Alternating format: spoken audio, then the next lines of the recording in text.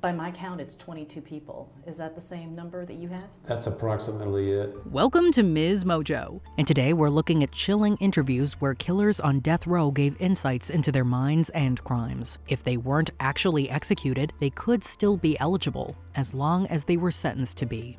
This is the first time that the state has carried out this type of execution. If I said if I wasn't concerned about that, I'd be lying. Brian Patrick Miller. Possible that you could have blacked out and done something like that to somebody and not recall?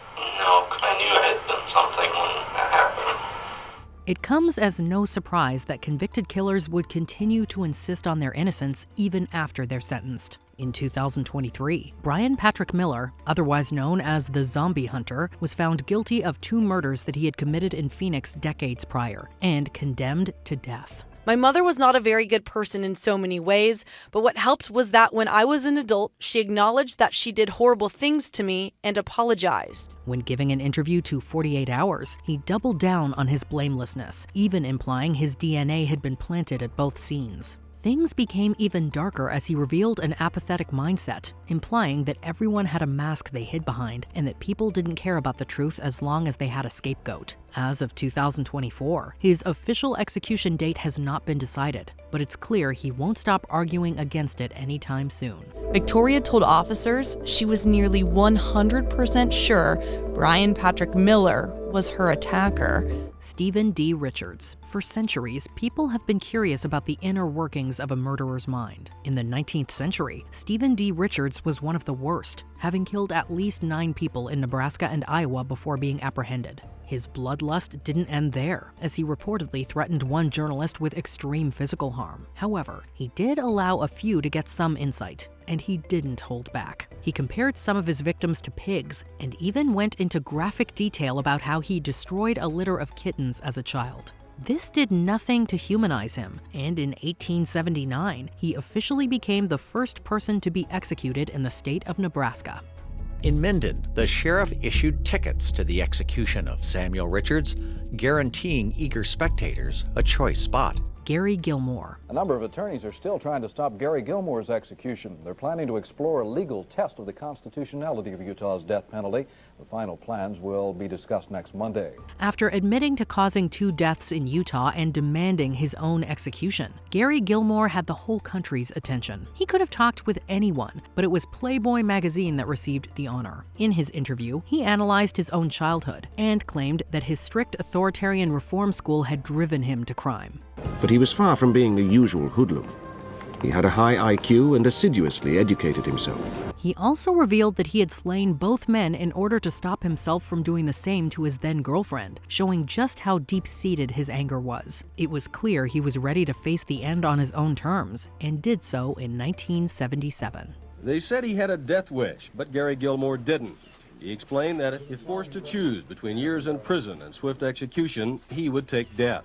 Carlton Gary. The lies and stuff that they were talking about, I don't do that. Carlton Gary was convicted of the murders of 3 senior women in 1968. The stalking strangler was suspected of several more, however. In an unsettling final interview, Gilmore insisted he was innocent, citing inconclusive evidence and illegitimate actions by police officers. Indeed, his case was scrutinized over multiple appeals, and potential issues like flawed investigative techniques and racial bias all cast doubt on the legitimacy of his mid-80s trial's outcome. You chose him, but when that man has scruples, and say, I'm not going to play this good old boy racist thing, and I'm not going to lie on this man, I'm not going to lie for him, I'm not going to lie against him. That's all I've ever asked.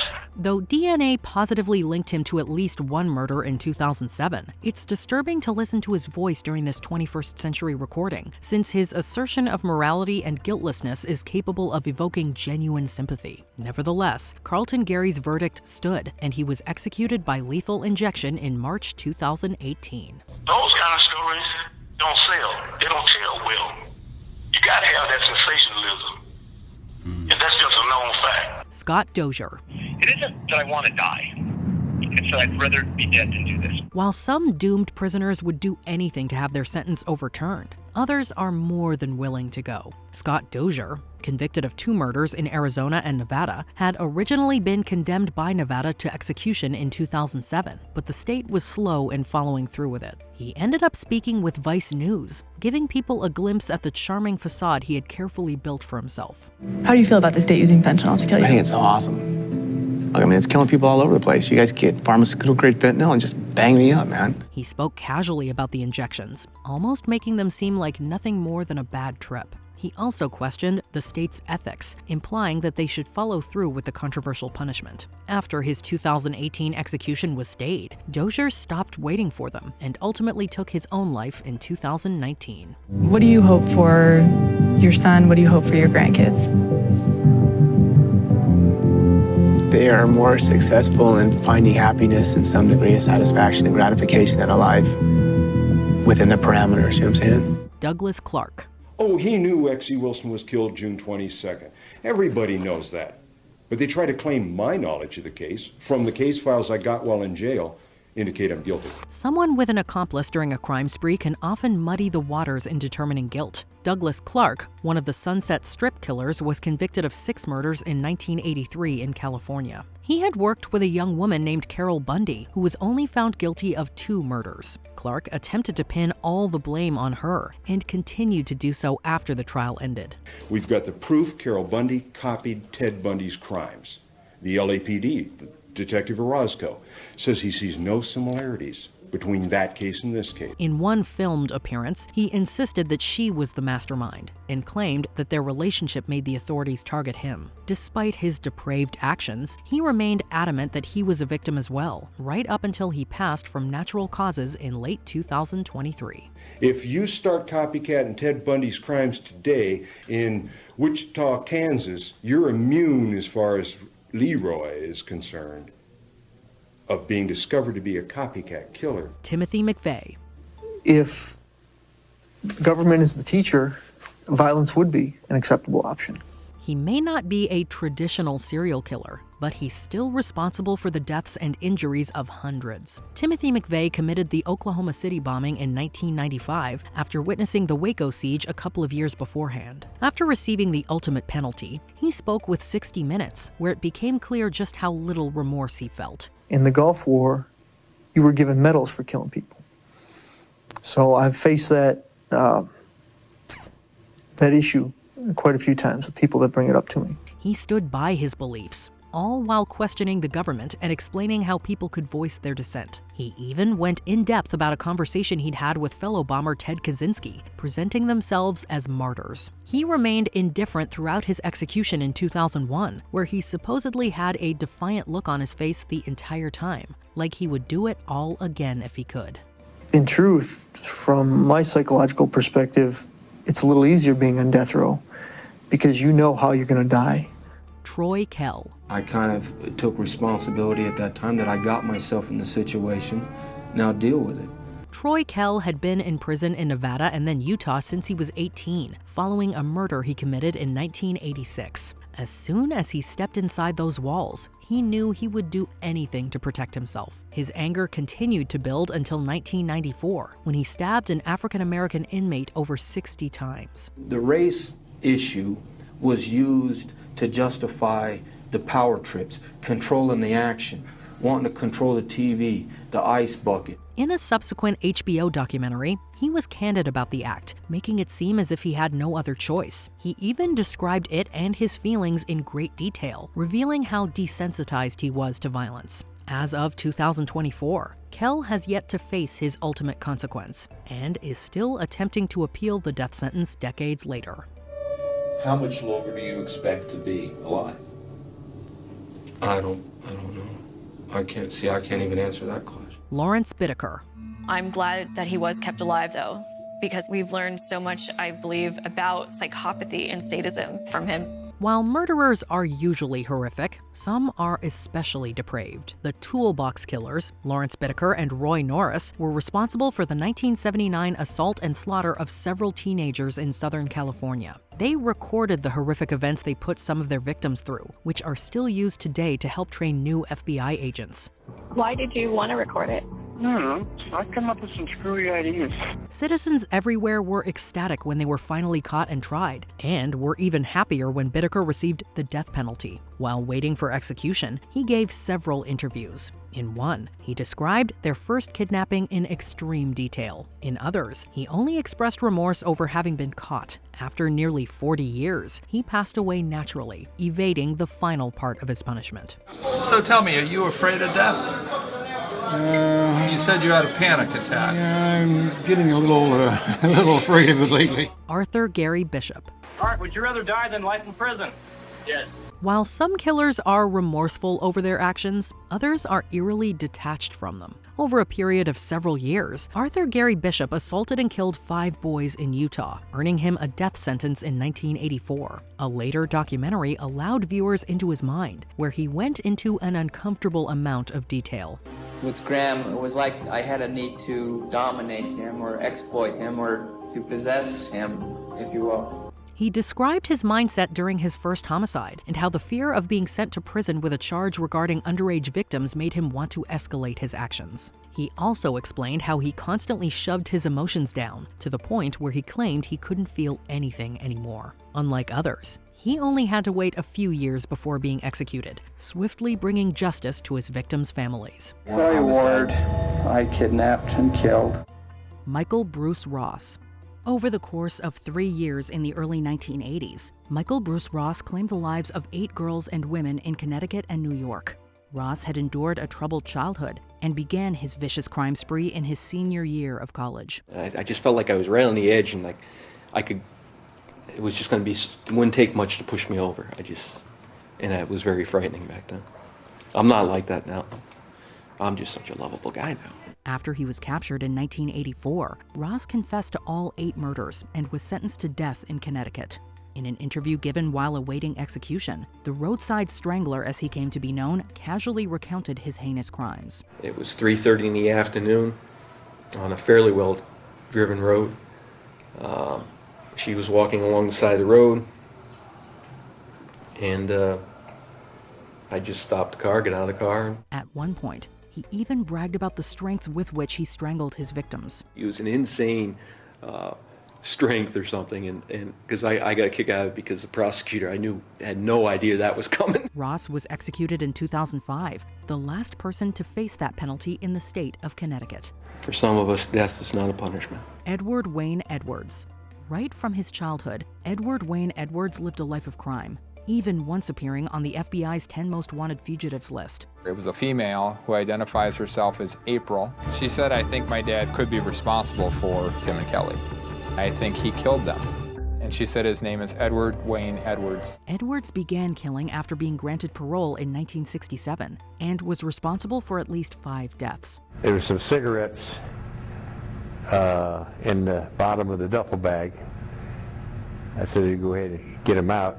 Edwards lived as a free man for decades before being arrested in 2009 and sentenced to life imprisonment for his crimes. I felt bad, but apparently not bad enough that I kept from doing it. Seeking a quick punishment, Edwards sat for an interview with the Associated Press, during which he confessed to killing his foster son, Danny Boy Edwards, for a life insurance payout. He was stealing from my children, and I'm very close to my family in that respect. And so I just let my mind, I'm not new to crime. In 2011, Edwards was handed the death penalty for Danny's murder. However, he died of natural causes just 1 month later. Bobby Joe Long. For more than 3 decades, Bobby Joe Long sat on death row in Florida before he was executed in 2019. Long was not only a serial killer with at least 10 victims to his name, he was also a serial predator, having assaulted more than 50 women in around 3 years. As soon as I opened my eyes from being asleep, that's what I was thinking about. That didn't let up until I did it. He was arrested in November 1984 after one of his victims, Lisa McVeigh, led the authorities to him. Long claims in this interview with Miami's WPLG that his compulsions were triggered by a motorcycle accident that left him with head injuries. The first time I did it, I couldn't really believe I did it. With a piercing stare and a creepy half smile, he talks about being an average Joe who just happened to go off the edge every once in a while. Probably 99.9% of the time, I'm as normal as he is or anybody else is. But there's that 1% of the time. Andrei Chikatilo. He was in a large iron cage in the courtroom. The cage was to protect him from the rage of the parents of the victims. One of the most infamous killers in Soviet history, Andrei Chikatilo terrorized the Rostov Oblast in Soviet Russia between 1978 and 1990. Chikatilo claimed to have taken the lives of 56 people and was convicted of 52 murders. Referred to as the Butcher of Rostov, Chikatilo was known for his erratic behavior in court, but appeared a lot more restrained in this interview he granted before his execution. He rambles on about his troubled childhood and growing up during the Great Famine of the early 1930s in Soviet Ukraine. Как раз все мое детство пришло, это на военные, на голодные годы, так что мы там только лишь бы пухлые ходили, лежали бы выжить, какая там была. When asked about the afterlife, Chikatilo brushes it off and expresses his readiness for whatever comes next. Все это я считаю, что все это меня не касается, как-то все это прошло мимо моего сознания, все это не задумываюсь. Вот о муках своих я. Perhaps most disturbing was his past desire to become a dictator from as early as the 9th grade. Всяких пиков, всяких знал, всех. Еще с 9 класса, когда Сталин умер, я уже готов был принять от Сталина это все, это самое, наследство быть генсеком этой партии, это все, мировое коммунистическое движение. Danny Rolling. Like some of the other individuals on this list, Danny Rolling was the product of a sadistic upbringing. In his adulthood, Rolling became a serial killer, murdering 3 people in his hometown of Shreveport, Louisiana, and 5 others in the student community of Gainesville, Florida. In 2004, Rolling appeared in this episode of the Canadian true crime TV show Forensic Factor. I let the evil in, and the evil just took over. And it was like when the sun would go down, I couldn't resist it. Rolling seems to express some remorse for his crimes and concedes that he deserves to die. But his demeanor throughout the interview appears to be that of someone needing to be the center of attention. When the morning would come up, it was just like I would hate myself. It was like my God, what have I become? That comes as no surprise, as he previously admitted his desire to be a well-known criminal, like fellow serial killer Ted Bundy. I don't even know how much longer I'm gonna be on this earth. But when I die, I hope I'm ready. I hope I die half as bravely as the people who perished at my hand. Peter Kürten. In the early 20th century, Peter Kürten reigned terror on the German city of Dusseldorf, assaulting and killing at least 9 people. He was known as the Vampire of Dusseldorf due to his disturbing fascination with blood. After his arrest in May of 1930, Kürten was analyzed by psychiatrist Dr. Carl Berg over a series of interviews. The infamous killer claimed that although there was a sexual nature to his crimes, he was primarily motivated by the sight of blood. He also stated that the very act of attacking his victims brought him intense relief. Just before his execution by guillotine, Kürten asked his psychiatrist if he would be able to hear the sound of his own blood gushing out after his decapitation. Tommy Lynn Sells. California-born Tommy Lynn Sells claims to have committed over 70 murders. If true, that would make him one of the most prolific serial killers in U.S. history. Every time I did it, it was that rush again, and I started chasing that high. Despite his claims, Sells was convicted of only 1 murder and sentenced to die in September of 2000. In a jailhouse interview with Martin Bashir for ABC's Nightline, Sells described himself as an emotionless person.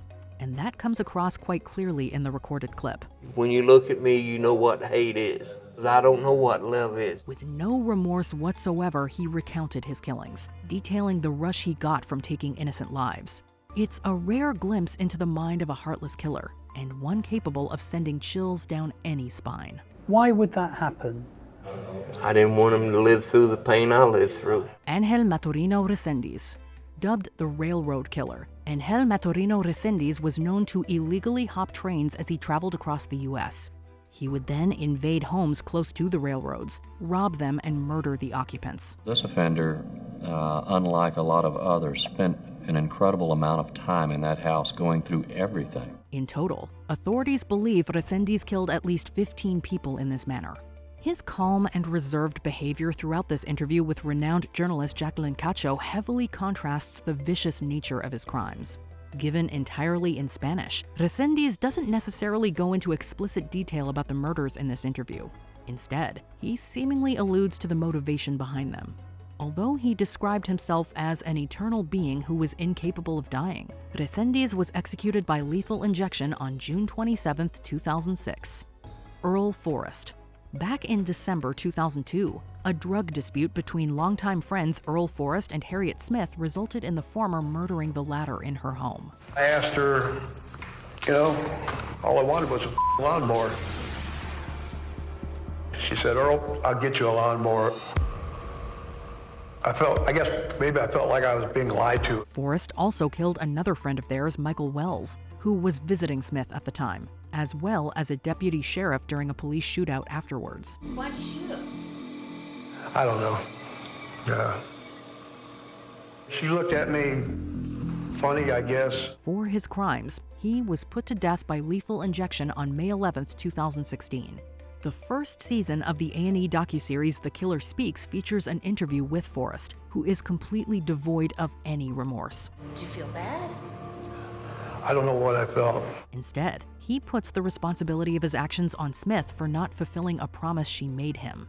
Watching the clip, you'd think he was the victim of the crime. I did something for her. She was supposed to do something for me. Why did she, have to put us both in that position? Joseph Paul Franklin. Joseph Paul Franklin was a notorious serial killer and white supremacist who is believed to have been responsible for at least 20 murders. I mean, I can't go back and think about the cases, individually. I have too much other problems, too much other things I have to focus on. Franklin mostly targeted interracial couples, African Americans, and Jewish people in his attacks. He also famously shot adult magazine publisher Larry Flynt in March 1978. Although this interview Franklin granted to CNN before his 2013 execution provides little information about his depraved crimes, it gives some insight into his state of mind. And what was your mission? Well, to try to get a race war started. At the time of the murders, he genuinely believed that he was doing the will of God. As misguided as I was doing the will of God. I thought I was actually doing right. This is what God wanted me to do. While his mindset about that may have changed, Franklin still seems to relish in the fact that he is viewed as a hero by certain extremist groups. Do you think you're a hero to those hate groups? Well, that's what they tell me, Gary Ray Bowles. Also featured on the A&E docuseries The Killer Speaks was Gary Ray Bowles. Bowles' victims were largely gay men who lived along the Interstate 95 highway, earning him the nickname I-95 Killer. Why'd you take him out to that golf course? I just got a bad vibe from the guy. In this taped interview for the TV show, Bowles seems to revel in the memories of his crimes as he recounts them. Not only is he amused when he recalls stealing a man's identity to evade capture, he also refers to one of his victims as, quote, crazy and creepy. There's not really a way to describe it, it's just, I guess, relief. Throughout the interview, Bowles tries to justify the murders, claiming that his victims had done specific things that seemingly triggered him to kill. So I put one of the videos in. What came on the screen, it shocked me. The apparent lack of accountability he shows only makes this much more uncomfortable to watch. I took the birth certificate and social security card. I took it down to the DMV and I told them I lost my driver's license and I basically became Timothy Ronald Whitfield.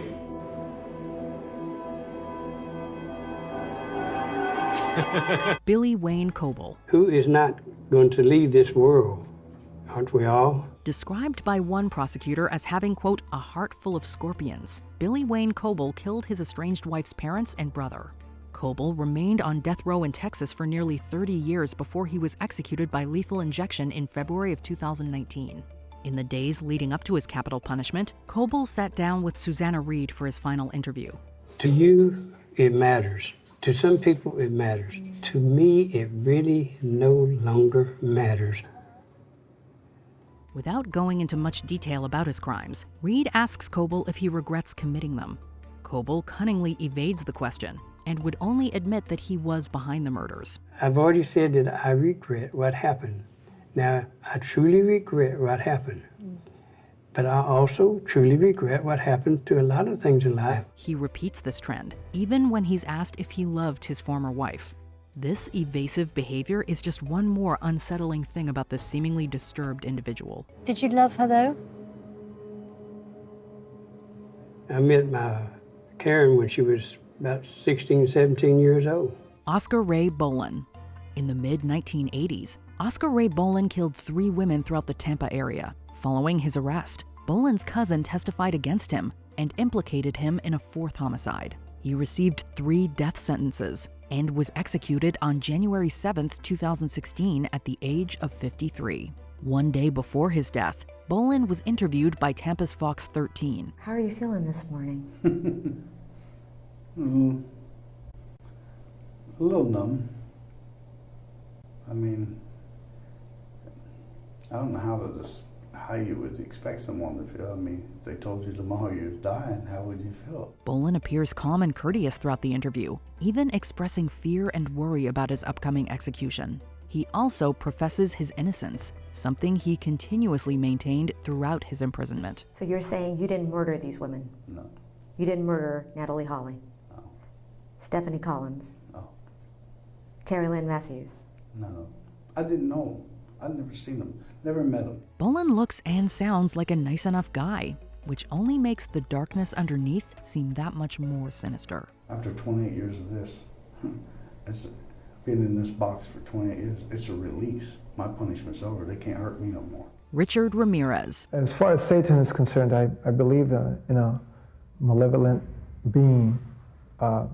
His description eludes me, but I have felt powers that are evil. A notorious serial killer known as the Night Stalker, Ramirez terrorized California with his violent burglaries, assaults, and killings. Ramirez took the lives of at least 15 people and was convicted of 13 homicides, leading to 19 separate death sentences. In 1993, Inside Edition aired an interview with Ramirez, who was then awaiting execution on death row. They are desires, whereas if I didn't give in to them, I would be crushed by them. Among other discussion points, he explained his theories on the psychological development of serial killers like himself. Even more chilling, when asked why he killed his victims, Ramirez hides a smile and simply says, No comments, no comments. I cannot answer that at this time. Ramirez was still awaiting execution in 2013 when he died of cancer.